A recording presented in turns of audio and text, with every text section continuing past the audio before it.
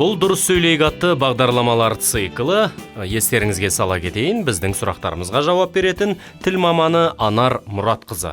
Анар ханым, енді қазақ ауызша сөзінің жалпы сипаттамасы жайлы айтып берсеңіз.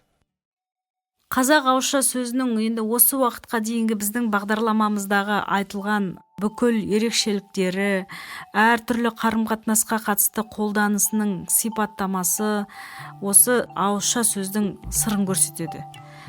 Байқап отырсақ, барлық бағдарламамызда барлық ауызша сөз формаларына, оның жанрларына, стильдеріне, стильдік тармақтарына қатысты мәселе көтергенде, біз негізгі тоқталған тұстарымыз болды. Қайта қайталанып айтылып жатқан.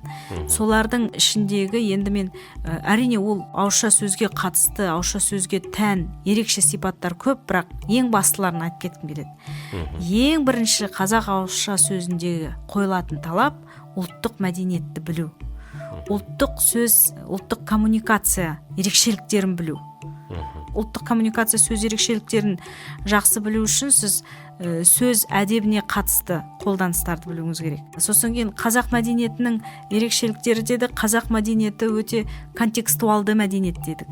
Әрбір сөздің астарына мағына, мән үстеп сөйлейді қазақ сөйлеген кезде.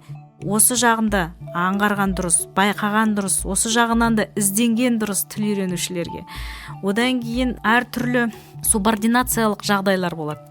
Қазақта ең мықты субординациялық жағдай ол үлкен мен кіші арасындағы жағдай. Мейлі ол ресми қарым-қатынаста болсын. Осы нәрсені қатты ескеру керек. Мысалы, сіздің самат лауазымыңыз қанша жоғары болса да, сіздің қол астыңыздағы істейтін, мысалы бір қызметкер жасы жағынан сізден үлкен болса, сіз ол кісі сіздің кабинетіңізге кіргенде міндетті түрде орныңыздан тұрып сәлем беру керек. Өзіңіз бірінші барып, ер адамға сәлем беретін әдеп бойынша ассалаумағалейкум деп екі қолын алып амандасып сәлемдесуіңіз керек. Бұл жалпы қазақ жазылмаған әдеп белгісі дейсіз ғой қазақ қоғамындағы. Жазылмаған деп те айтуға болмайды. Біздің тілтанушылар осыны жазып жүр, айтып жүр.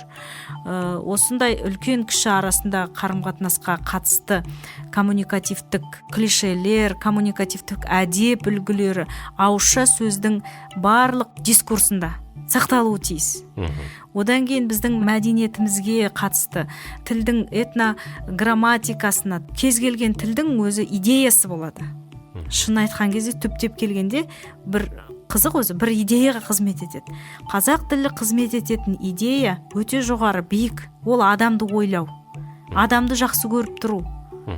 Мейлі сенің алдыңда қандай бір төмен бір әрекетке барған адам тұрса да, сен ауызша сөйлеген кезде де, жазбаша сөйлеген кезде де, әйтеуір сөзіңде осы тілдің идеясын бұзбауың керексің. Жаман нәрсені айтқанда да қазақтар жақсы сөздермен айту керек. Айта алады да, айтқанда. Жағымсыз нәрсені айтқанда да неғұрлым жағымды сөздермен сол жағымсыз мағынаны жеткізуге болады. Міне ауызша сөздің сыры көп айта берсе, осындай бір тұстарын ескеру керек. Одан кейін қазіргі заман тұрғысынан қазақ ауызша сөзі қандай болып бара жатыр дегенде проблемаларды біле жүрген абзал. Қазір біздің тіліміз шынын айту керек, енді жаһандық үрдістің кесірі дейміз, тағы басқа дейміз, дегенмен қалай болса да тіл өзіміздікі, қолымызда тұр, өзіміз сақтауға тырысуымыз керек. Тіліміз қазір шұбарланып бара жатыр. Шет тілінен енген сөздер аударылмай қолданылып жүр. Аударылғандарының өзінің баламасын білмей жатырмыз. Тіпті соларды аударуға құлқымыз да жоқ сияқты.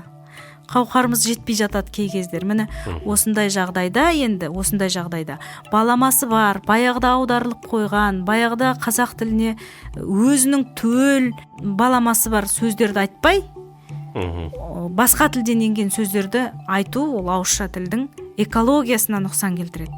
Ал енді тілдің экологиясы деген ол рухтың экологиясы. Ал енді рухтың экологиясы деген жалпы өмір тіршілігінің экологиясы дегенге саяды ғой. Тілің таза болса, рухың таза болады, рухың таза болса, айналаң, қоршаған ортаң, табиғатың да, суың да, жерің де, ауаң таза болады. Сондықтан осыған немұрайлы қарамау керек. Бәрекелді, жақсы айттыңыз, көп рахмет. Вики білім қоғамдық қоры Қазақстан Республикасының Мәдениет және спорт министрлігі тілдерді дамыту және қоғамдық саяси жұмыс комитеті тапсырысы бойынша дайындалған.